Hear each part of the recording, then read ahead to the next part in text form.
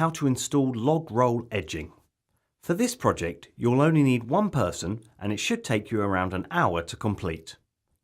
You'll also need the following tools: a small trowel or spade, metal or wooden fixing pegs, a rubber mallet, a lump hammer, and wood screws or galvanized nails.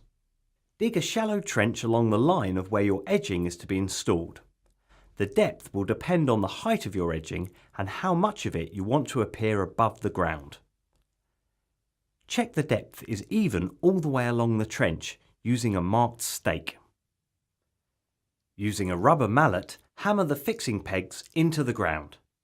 They should be about 30 mm away from the edge of your border.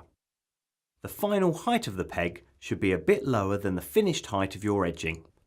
As a rule of thumb, you will need 3 pegs for every 1.8 metre length of edging.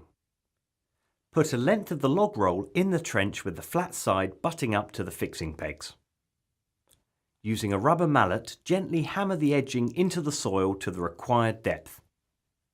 Fix the edging to the stakes, carefully levelling it off with a piece of timber. If you're using metal pegs, fix with galvanized nails from the back. If you're using wooden pegs, fix with 2 wood screws from the front. Finally, backfill with any soil.